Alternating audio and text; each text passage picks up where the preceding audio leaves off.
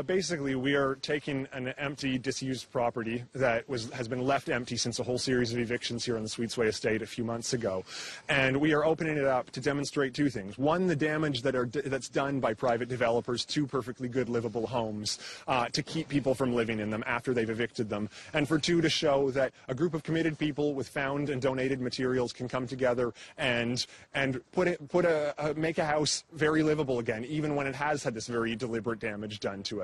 So when you get these council arguments and arguments from different public authorities that used to own huge public housing stocks, what they usually say is it would just be far too expensive. It's not viable to make these houses livable again. They've just run down. The quality is too bad. And what we're demonstrating today is that a group of committed people with basically no money can come together and take one, even that has been so deliberately destroyed in many ways, and make it livable for a family to move into within a few days. We don't have specific plans for it yet. The idea is mostly to make a sort of a statement of it, and basically on Monday, once the work is done, we'll show it off and make clear that this is a possibility.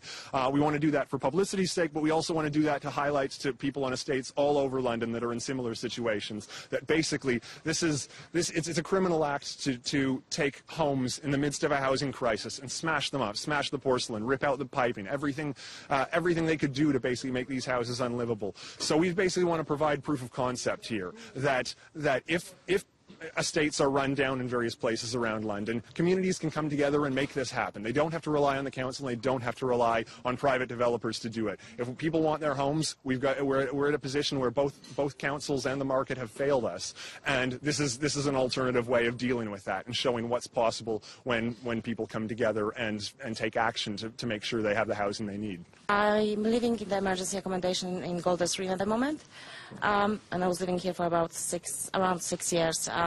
So it's just heartbreaking seeing those property being completely demolished and completely destroyed. The houses which are going to be built, they're going to be either sold to the private landlords, who then going to charge you rent, and then the people are going to complain that there is so many people on the benefits, because who can afford to pay £1,400 or £1,500 per month to rent the place? Building a new housing, yes, but social housing, not private developers, not homes for profit. We don't need that. You need to have a place when people live, when going to work. The people who work in the hospital, who work in the restaurant, they need to have a place to live. Well, here's what Barnet Council had to say. Sweetsway was built as accommodation for housing military families. It was never affordable housing, nor has it ever been owned by the council. They go on to say that whilst redevelopment of the site progressed, Annington leased the properties to Notting Hill Housing Trust, who let them to council tenants on a temporary basis.